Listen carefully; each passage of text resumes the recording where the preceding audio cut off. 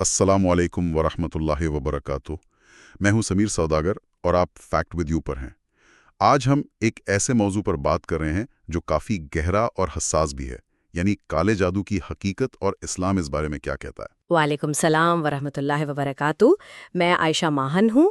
جی بالکل، یہ ایک ایسا موضوع ہے جس پر بہت طرح کی باتیں ہوتی ہیں، تو کوشش یہی رہے گی کہ جو ذرائع ہمارے پاس ہے ان کی بنیاد پر بات کریں۔ بالکل، مقصد یہی ہے کہ ان ذرائع سے سمجھیں کہ جادو کیا ہے، کیا اثرات ہو سکتے ہیں، اسلام کیا کہتا ہے اور بچاؤ کیسے ممکن ہے۔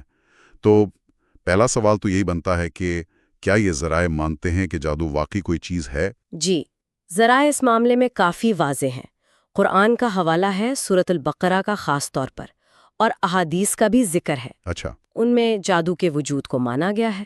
حضرت موسیٰ علیہ السلام کا واقعہ بھی ہے نا، فرعون کے جادوگروں والا۔ ہاں وہ تو مشہور ہے۔ جی، وہ مثال دی گئی ہے کہ کیسے جادو کم از کم نظروں پر تو اثر کرتا ہے۔ صحیح، یہ تو ہوئی اصولی بات، لیکن ذرائع میں نبی اکرم صلی اللہ علیہ وسلم پر جو جادو کا واقعہ پیش آیا اس کا ذکر تفصیل سے ہے، اور یہ بخاری اور مسلم جیسی کتابوں میں ہے۔ کیا آپ اس واقعے کی کچھ تفصیل بتا سکتی ہیں جو ذرائع میں ہے؟ جی ضرور، ذرائع بتاتے ہیں کہ ایک یہودی شخص تھا، لبید بن عاصم، اس نے آپ صلی اللہ علیہ وسلم پر جادو کیا۔ اچھا، کیسے کیا؟ طریقہ یہ بتایا گیا ہے کہ آپ صلی اللہ علیہ وسلم کی کنگھی اور اس سے جو بال نکلے تھے ان کو استعمال کیا، ان پر 11 گرے لگائیں اور پھر انہیں کھجور کے ایک سوکھے خوشے میں رکھ کر ایک کنویں میں چھپا دیا۔ اوہ، اور اس کا اثر کیا ہوا پھر؟ ذرائع کے مطابق یہ نکتہ اہم ہے کہ اثر کس قسم کا تھا؟ جی، ذرائع اس بات پر زور دیتے ہیں کہ اثر صرف آپ کہہ لیں کہ دنیاوی معاملات پر تھا۔ دنیاوی معاملات پر؟ ہاں، جیسے کچھ بھولنے کی سی کیفیت یا جسمانی طور پر تھوڑی کمزوری یا جکڑن محسوس ہونا۔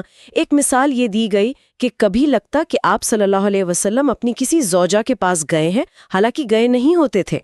لیکن سب سے اہم بات جس پر ذرائع بہت زور دیتے ہیں وہ یہ ہے کہ نبوت کے فرائض جیسے وحی کا آنا، پیغام پہنچانا یا عبادات، ان پر بالکل کوئی اثر نہیں پڑا۔ یہ واقعی اہم نقطہ ہے، یعنی اثر تو ہوا مگر ایک دائرے میں رہا۔ تو پھر اس کا علاج کیسے ہوا؟ ذرائع میں کیا ہے؟ علاج بھی اللہ کی طرف سے ہی ہوا۔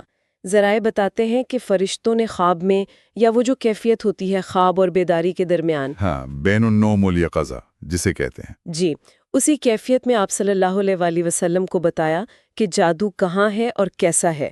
پھر صحابہ گئے اور وہ چیزیں کنویں سے نکال لائے۔ اچھا، اور اسی موقع پر قرآن کی آخری 2 صورتیں نازل ہوئیں، سورۃ الفلق اور سورۃ الناس، جنہیں معوذتین کہتے ہیں۔ بالکل، ان دونوں کی ملا کر 11 آیات ہیں، اور ہر آیت پڑھنے پر ایک گرہ کھلتی گئی، یہاں تک کہ آپ صلی اللہ علیہ وآلہ وسلم بالکل ٹھیک ہو گئے۔ سبحان اللہ۔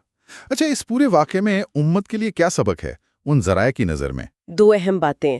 ایک تو یہ کہ جادو اثر کر سکتا ہے، لیکن اللہ کے کلام میں اس کا توڑ ہے۔ جی، دوسرا، یہ ایک طرح سے ان لوگوں کو جواب بھی تھا جو آپ صلی اللہ علیہ وسلم پر ہی جادوگر ہونے کا الزام لگاتے تھے۔ وہ کیسے؟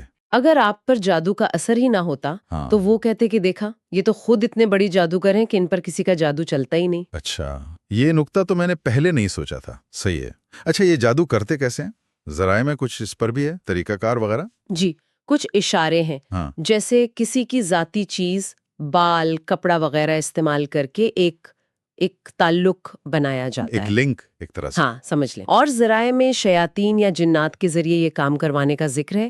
ایک ذریعے میں تو ریڈیشنز کا بھی قیاس کیا گیا ہے، حالانکہ یہ لفظ ہاں، وہ شاید جدید دور کی تشبیہ ہو۔ جی، اصل بات شیاطین کے ذریعے اثر انداز ہونے کی ہے، اور یہ بھی ہے کہ جادو کرنے والے بعض اوقات غلط کام کرتے ہیں، مقدس چیزوں کی بے حرمتی وغیرہ، شیاطین کو خوش کرنے کے لیے۔ استغفر اللہ۔ اور اگر کسی پر اثر ہو تو کیا علامات ہو سکتی ہیں؟ ذرائع کچھ بتاتے ہیں اس بارے میں؟ کچھ ممکنہ علامات کا ذکر ہے، جیسے اچانک بہت خوف لگنا، ڈراؤنے خواب آنا، یا میاں بیوی میں بلا وجہ شدید جھگڑے ہونا، یا پھر کاروبار میں، صحت میں ایسی پریشانیاں جن کی کوئی طبی وجہ سمجھ نہ آلی ہو۔ ٹھیک ہے، اب آتے ہیں اسلامی نقطہ نظر اور علاج کی طرف۔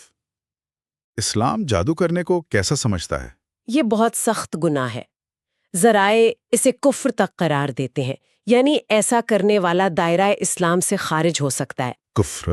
اتنا سنگین؟ جی، البتہ یہ بھی ہے کہ اثر قبول کرنے میں کبھی انسان کی اپنی ایمانی کمزوری یا گناہوں میں ملوث ہونا، جیسے نماز وغیرہ چھوڑ دینا، اس کا بھی دخل ہو سکتا ہے۔ تو پھر بچاؤ اور علاج کیا ہے؟ دونوں چیزیں بتائیں گئی ہیں۔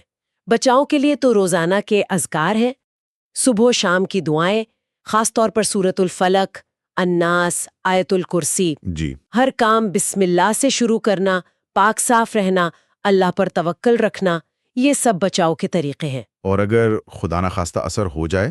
تو پھر علاج کے لیے رقیہ شرعیہ ہے، یعنی قرآن کی آیات اور دعائیں پڑھ کر دم کرنا، اور ایسے لوگوں سے علاج کروانا جو یہ کام قرآن و سنت کے مطابق کرتے ہوں۔ یہیں پھر وہ بات بھی آتی جو کچھ ذرائع میں ہے، جعلی عملوں والی۔ بالکل، کچھ ذرائع نے خاص طور پہ توجہ دلائی ہے کہ اس فیلڈ میں دھوکہ بہت ہوتا ہے۔ کیسے دھوکے؟ جیسے ایک مثال دی گئی کہ قمیص ناپ کر دکھاتے ہیں، پھر کچھ ہاتھ کی صفائی سے بازو کا زاویہ بدل کر کہتے ہیں دیکھو قمیص چھوٹی ہو گئی، اچھا، یا جلد پر نشان لگا کر کہتے ہیں کہ جنات بھاگ رہے ہیں تو نشان قریب آ گیا۔